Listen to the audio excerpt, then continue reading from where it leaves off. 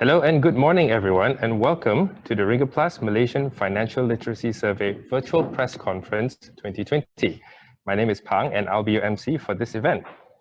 On behalf of RinggitPlus, I wish to thank you all for joining us today.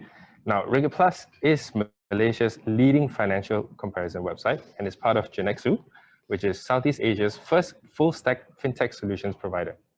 In 2018, we launched our first ever Malaysian Financial Literacy Survey to understand how Malaysians manage their money, and some of the results were frankly shocking. This year, RinggitPlus has joined forces with the Financial Education Network, or FEN, Experian, and Nanyang Xiangpao to conduct our biggest survey to date. To set the tone for our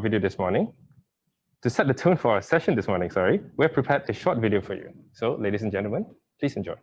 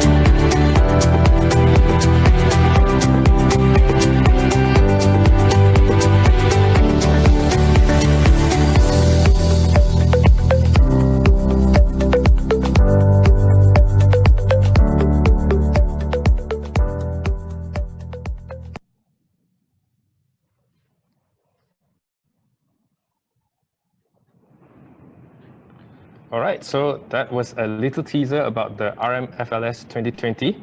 We will tell you more about this in a bit, but for members of the media, if you have any questions, please feel free to submit them in the Q&A section and we will address them at the end of this event. Don't forget to include your name and publication. Now, without further ado, please join me to welcome Han Liu, co-founder and executive director of RinggitPlus, to share the results from the RinggitPlus Malaysian Financial Literacy Survey 2020. Thank you, Pang. Good morning to our friends in the media and our fellow Malaysians and fans of RinggitPlus. My name is Han, and I'm a co-founder and director here at RinggitPlus. And today, we're really proud to present the latest findings from the RinggitPlus Malaysian Financial Literacy Survey 2020. Before we get to it, though, let me run through a little about why we do what we do. Our mission is to increase financial literacy by creating awareness and making financial education and tools widely available. So this year, we had a couple of main goals.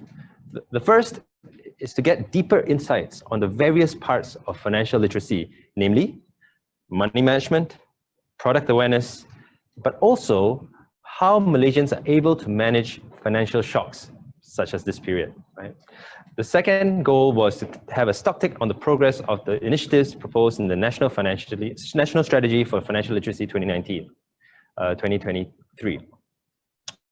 So how have we been going over the last few years? We started in 2018, and it was a huge success. We had almost 3,000 respondents, and we partnered with various people. We made it even bigger in 2019 with 8,000 respondents and garnered a lot of traction. We even got quoted by the World Bank in their Economic Monitor report. But how are we going to do it? How are we going to go bigger? How are we going to go better? And what's in store for 2020? This year, we've gotten better, right? How have we gotten better? We're doing this year in full support of the Financial Education Network, the FEN, as well as partnerships with Experian and Nanyang Xiangpao. So thanks so much for those partners. And And how we've gotten better as well is that every single respondent this year is being given a free credit report so that they can assess their own finances. This year, we've also gotten bigger, right? Bigger in that we've gotten more respondents than ever before. 10,628 Malaysians responded to our survey. You know, a nice blend of demographics across 29 questions, all to do with financial literacy. This year, in response to many requests, we've also gotten more diverse, with the survey done in 3 main languages here in Malaysia: English, Bahasa Malaysia, and Chinese. And we've done it across the entire geography of Malaysia, across every single state in Malaysia. So, you know, we feel that we're able to reflect, you know, the demographic and populations of Malaysian adults, right? Who are these respondents? You know, out of the 10,628 people, we ran stratified sampling to ensure that the demographic and profile of each respondent matched, and the entire survey, sorry, matched digital Malaysian adults. So you can see we've gone very close to, you know, the various statistical buckets of Malaysia to make sure not just that the survey is better done, but also more reflective of Malaysia. So here are some of the highlights that we found. Habitually, we've got a long way to go. Many people still aren't able to save. 53% of Malaysians cannot survive more than 3 months with their savings if they had lost their jobs. That's a very particularly important statistic this year. 46% spend what they earn or more.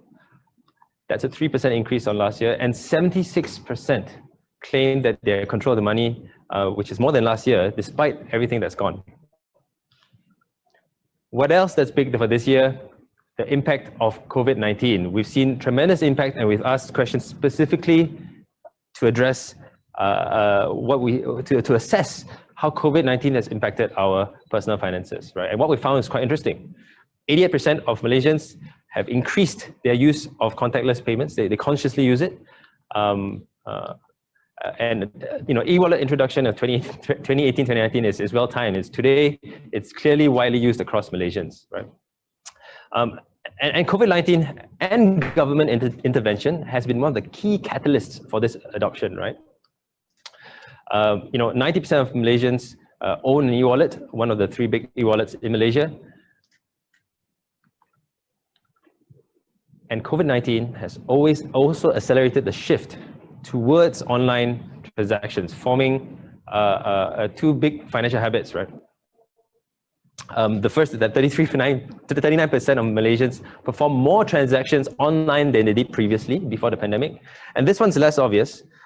27% of Malaysians realize the importance of having an emergency fund versus before. So clearly, COVID-19 and the various MCOs and initiatives during this time has had a large impact on financial behaviors. What about the future?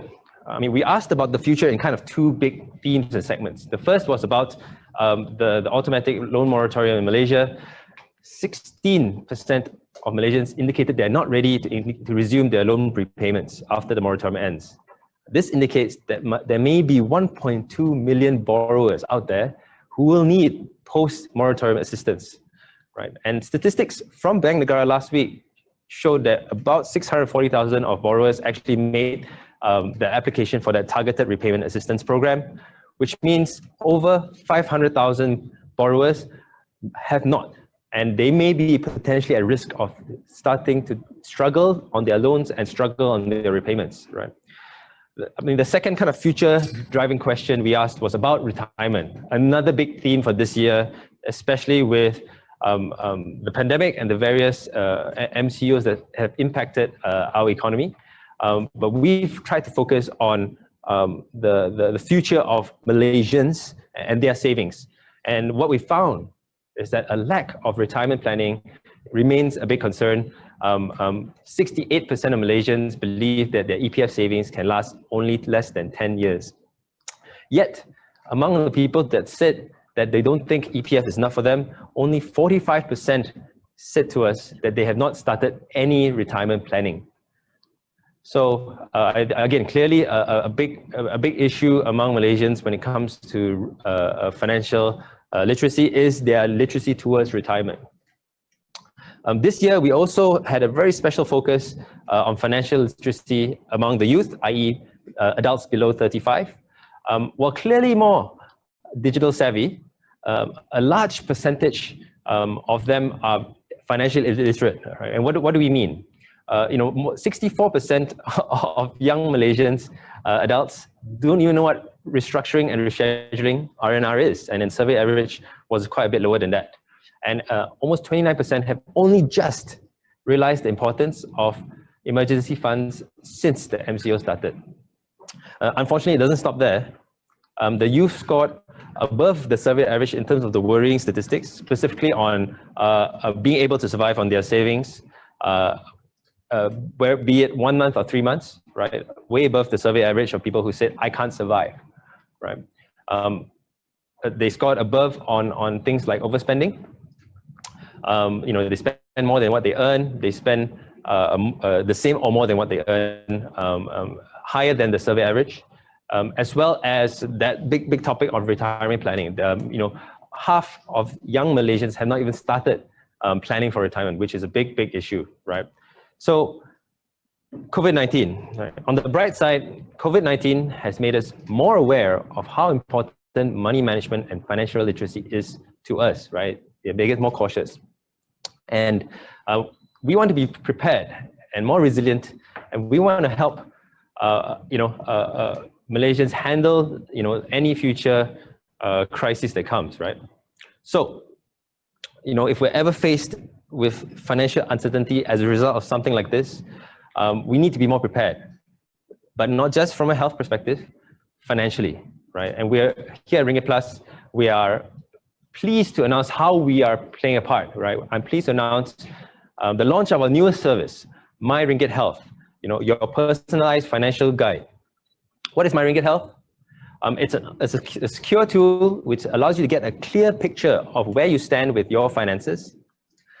You can receive personalized tips to improve your financial well-being, as well as product recommendations tailored to your specific situation. If you're in debt, you're struggling with debt, My Ringgit Health is for you. And best of all, it's completely free to use and entirely online. And I'd like to show it to you now.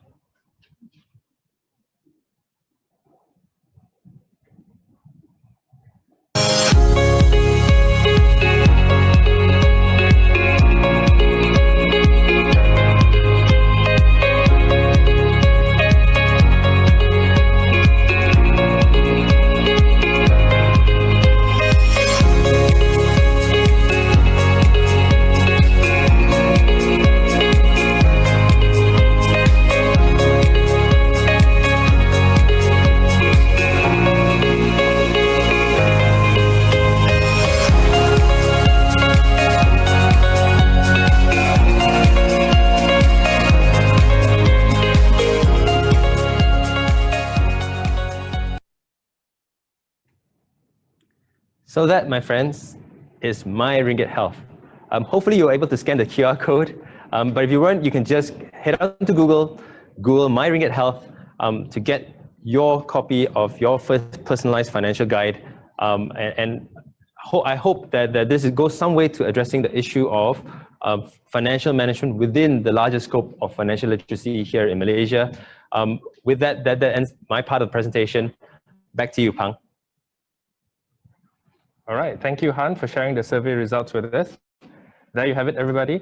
2020 has definitely been an eye-opening year when it comes to financial literacy, especially with the pandemic. And it's great to see RinggitPlus carrying on in its mission to create a more financially literate Malaysia.